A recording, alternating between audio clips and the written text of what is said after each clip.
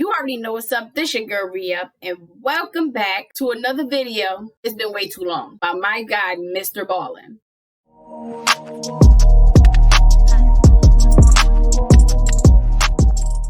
It's been a while since I've watched Mr. Ballin's videos, and I'm not proud of that. The title is Top 3 Places You Can't Go and People Who Went Anyways. We all know how these stories end. So let's just brace ourselves, all right? Let's go. Today, we're going to look at 3 places you can't go and people who went there anyways. But before we get into today's stories, if you're a fan of the strange, dark, and mysterious delivered in story format, then you come to the right place because that's all we do, and we upload 2 or 3 times every week. So if that's of interest to you, at the like button's next birthday party, please gift them a 3-year supply of Radithor. Also, please subscribe to our channel and turn on all notifications so you don't miss any of our weekly uploads. Cool. All right, let's get into today's stories. I love this guy, man. He is so amazing. I gotta buy one of his shirts. On Monday, May 23rd, 2005, 37-year-old John Wilson got home from a very long day at work and immediately just collapsed into a sofa. John was an oil pipeline inspector in Houston, Texas, and that day it had been extremely hot, and he'd been driving around all these different job sites, and he'd been out in the sun, and he really hadn't had a break. And so now that he was home, he was totally exhausted and knew he should probably just go to bed, but he didn't want to. He didn't want to just go right to bed and then have to get back up again and go right back to work. He wanted to unwind before calling it a night. And so he decided what he would do to unwind would be to go fishing, something he really loved to do. Normally, John did a lot of freshwater fishing, but tonight he decided he would do some saltwater fishing. And so at about 7:30 p.m. that night, he grabbed his fishing rod and his tackle box, he threw it in the back of his pickup truck, and then he hit the road. About an hour and a half later, he had driven all the way south to the very coast of Texas to a beach called Crystal Beach, which is right on the Gulf of Mexico.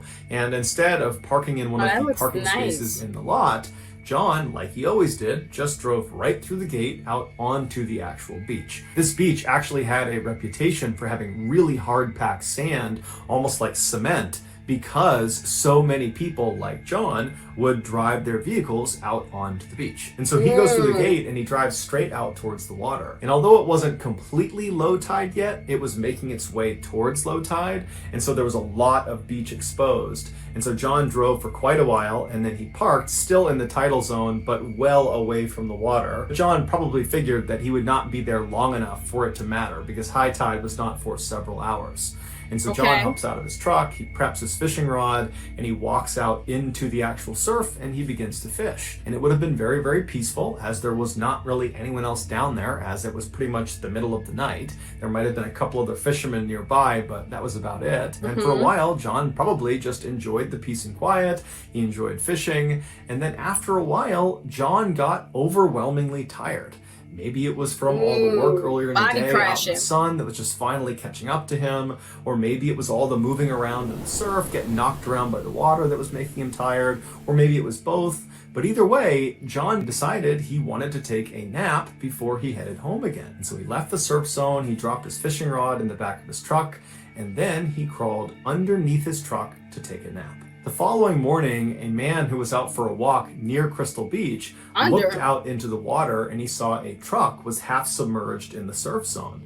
And so he called the police, and then the police called a tow truck, and then the tow truck driver showed up to the beach, and when he got there, it was still relatively high tide, and so he had to wait until it was low tide enough that he could actually attach the chains and start pulling this truck out of the surf zone. And so finally, when it was low tide enough, the tow truck driver walked down, and as soon as he was standing next to this partially submerged vehicle, he saw there was a body poking out from underneath it, and that body belonged to John Wilson. No one knows for sure what happened to John after he climbed underneath his truck, But the best guess is after he went under there, he fell asleep and he slept for longer than he anticipated. And in that time frame, even though the sand of this beach had this reputation for being really, really hard, well, after a couple of hours, his truck would have begun to sink in the sand. It would have settled into the sand. And so John, as he's laying there, at some point would have been trapped by the underside of his truck. And then from that point, either the truck just continued to settle, ultimately crushing John to death, or it kept him pinned there, but he was still alive, and then the tide came in and eventually he drowned. Either way, John's final moments must have been torture. That's insane. I'm trying to figure out what made him lay under the truck instead of, sleeping on the passenger side, or if he had a pickup truck. I don't know what kind of truck he had. He had a truck, so I'm pretty sure it was big, hopefully, but big enough for him to sleep inside of and not under. So that's kind of odd. I've never heard of anybody really doing that. That's weird.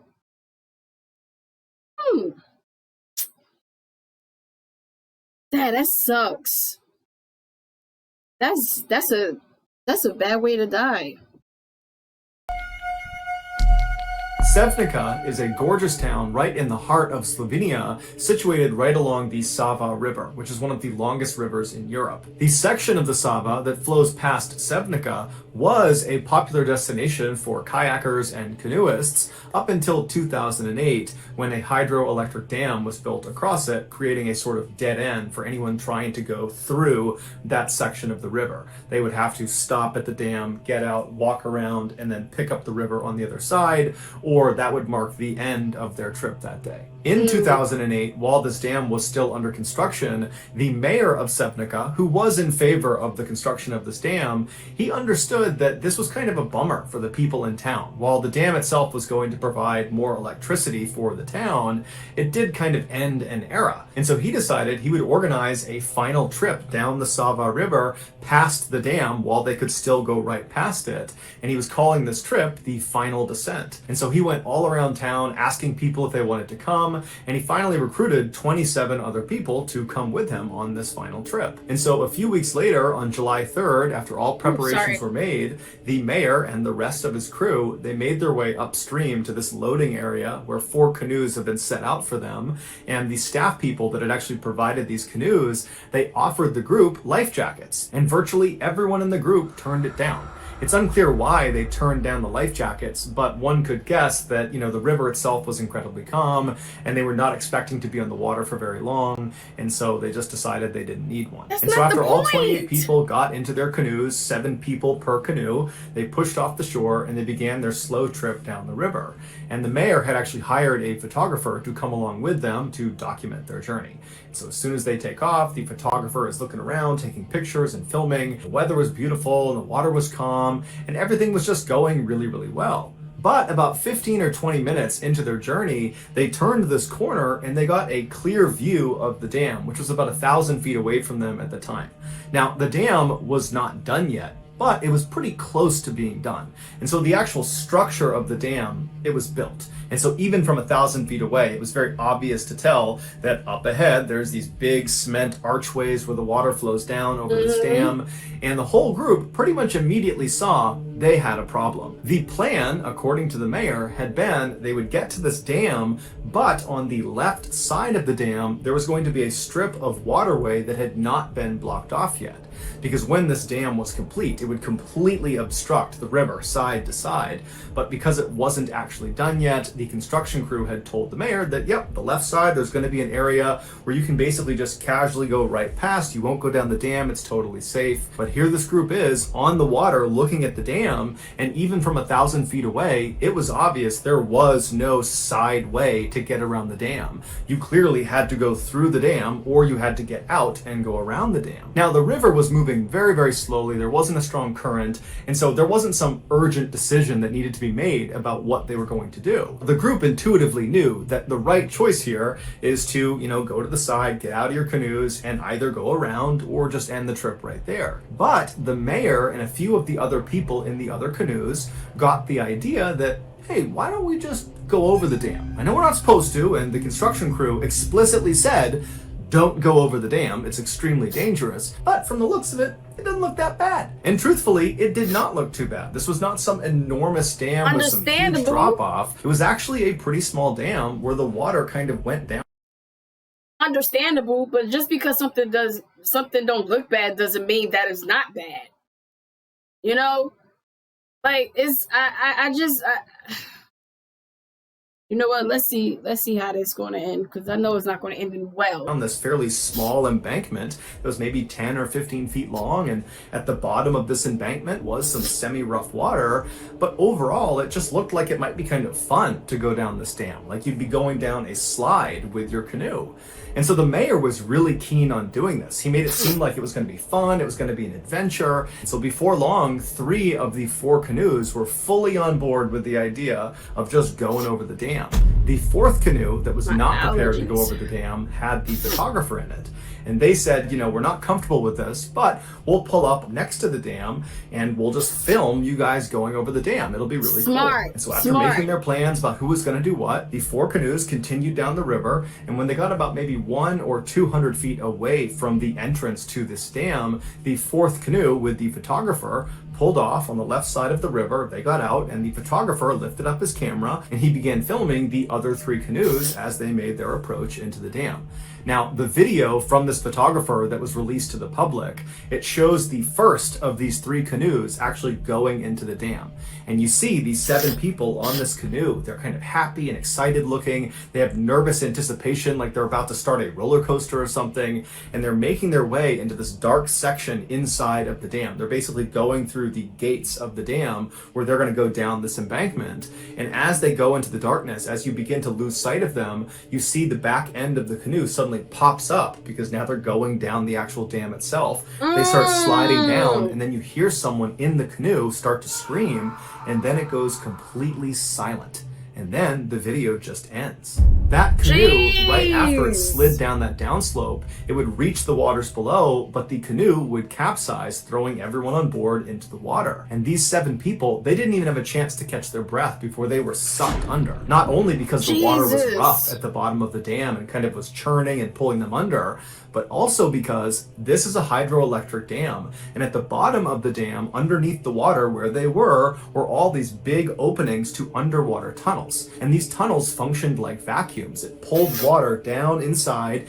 and then ran the water past a turbine, causing it to spin, and that would generate the electricity. That's what the dam actually did. And so after the water was pushed past this turbine, it would be jettisoned out somewhere else downstream. Now, even though this dam was not fully operational yet, these tunnels and the turbines at the bottom of them, they were operational. So as these 7 people are dumped into these incredibly dangerous waters and they're getting pulled down towards these tunnels, the other 2 canoes, they have no idea what's going on with this first canoe, and so they just continue on and they go over the dam. The second canoe that went down the dam, they also capsized at the bottom. All 7 occupants were thrown out and they were sucked down underwater almost immediately. The third canoe that went over the dam, they did not capsize, and so after they cleared the dam and kind of paddled away, they began looking around for the other 2 canoes that should have already been down there. And there was nobody out in front of them, and so they turned around thinking maybe they're closer to the dam, and they don't see anyone, but they see one of the canoes is completely flipped over, and the other canoe has been broken apart in the churning waters right at the base of the dam. And they see the wood from this canoe just getting tumbled around. And so this third canoe immediately turns and tries to paddle over to the base of this dam to try to start pulling people out of the water. But when they get over there, there's no one there. The 14 people that had been in these 2 canoes, they're gone. Ultimately, 13 of the 14 people that fell in the water that day would perish, and one of the fatalities was the mayor. The only person who survived who fell in the water was actually the mayor's wife, who by some miracle managed to swim out of the grasp of these tunnels under the water and made it to shore. Over the next several days and weeks, police divers were able to eventually find all 13 bodies. one of which had traveled 25 miles away to Croatia. No information was given about the state of the bodies when they were found, and so we don't know if having been sucked down through these tunnels and forced past these underwater turbines played a role in their death. All the public knows is that all or most of these 13 people were sucked down into these tunnels and then they died.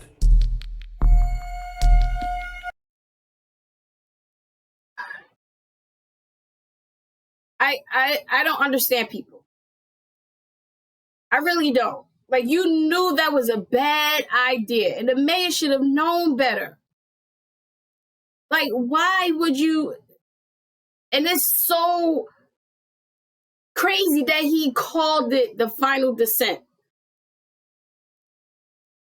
And that's that's when he died. That's actually pretty scary. But this could have been avoided. Why? Sometimes I think people just don't care about their life. They put themselves in dangerous positions that could cost them their lives. I don't get people. I honestly don't. This could have been totally avoided. Totally. This is, you know what? Let's finish this. Full transparency, this next story was pretty difficult to put together because the details of what actually happened to the victim are just really difficult to decipher. And so I think I've been very thorough and I've done a good job describing what happened, but I'm willing to accept it if I'm not right and this is actually inaccurate. And if you think I am, feel free to let me know in the comments. You got this, Mr. Baldwin. Come on, bring it on. In 1974, 18-year-old Debbie Stone landed what she considered to be an amazing summer job. She was hired to work at Disneyland in Anaheim, California. Her specific role was to be a hostess at a brand new attraction called America Sings. Disney had basically converted an old carousel, which is a ride that spins around in a circle. They had converted it into a rotating stage, and they put up partition walls all along this rotating stage to create 6 distinct stages on this rotating stage. And so on each of these 6 stages were different sets of these robotic animals that played different songs about America. And so the way this would work if you were in the audience is you would walk into this theater that looked like a single theater with one stage right in front of you, but really what you were looking at is one of these 6 stages. And so the audience would sit down, they would see one of the acts, they'd see one performance on one of the stages, and then the stage would rotate. And so the audience would remain in the theater until all 6 stages had rotated in front of them and played their 2 to 4 minute long act. Debbie's job at America Sings was at the beginning of these shows where the audience would watch all 6 acts. She would go up before the very first act. She'd go on stage and she would greet the audience. And then the show would start, it would filter through all 6 of the stages, and then Debbie would get back on stage and she would say goodbye to that group of audience members. It was a simple gig and Debbie seemed to like it. And so on July 9th of that year, which was 9 days after this attraction had opened, and so it was 9 days after Debbie had started her job, Debbie was asked to come in for an evening shift. And so she left her house and she made it out to the attraction at about 10 p.m., which was right at the start of a show. And so she went right inside, she hopped on stage, she greeted the audience, and then she left the stage and the show began.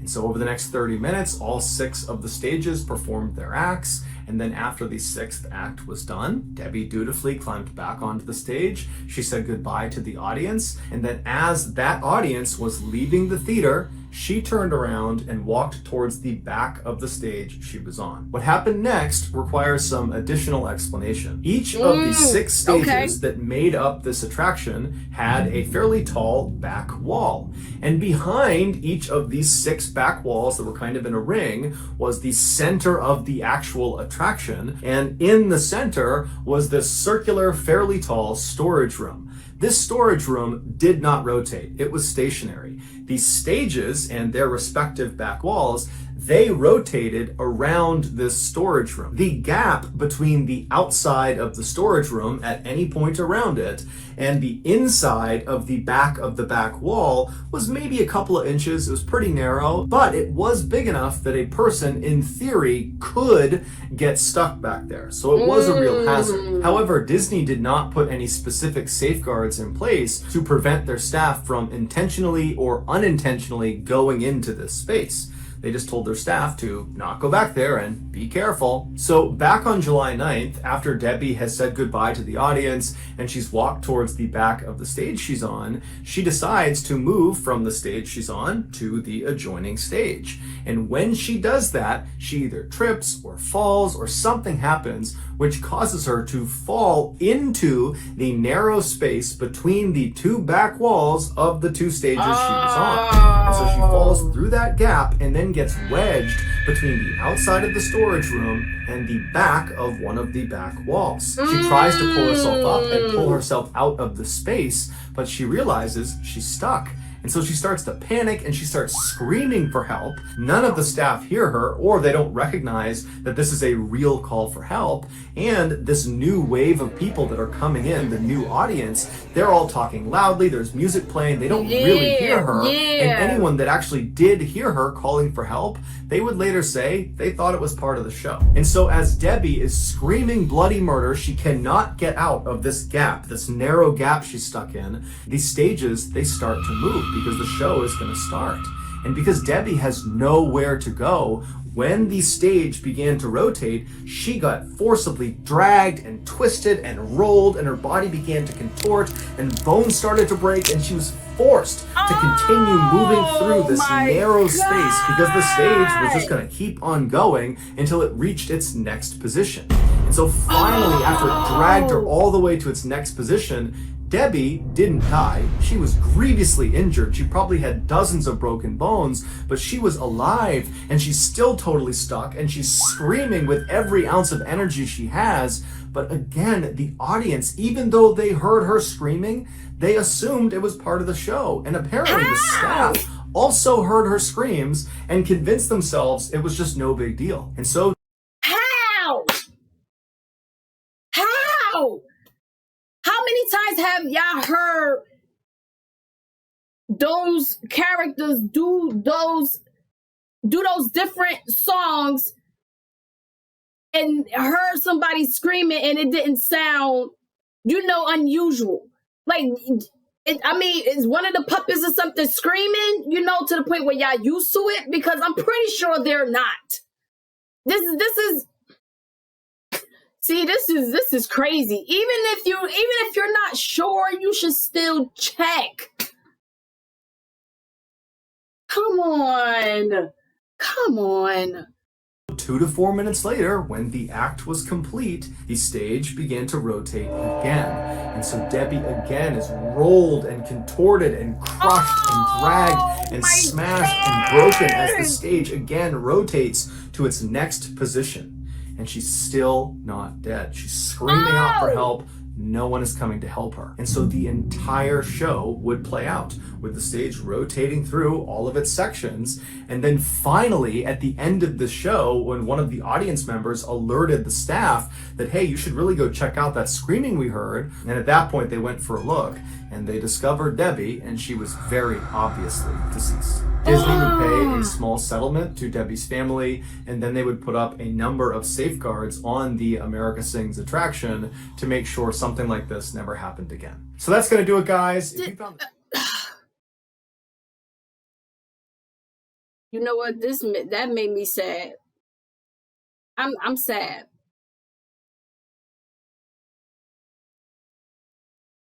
That poor girl, that's one of the worst ways to die.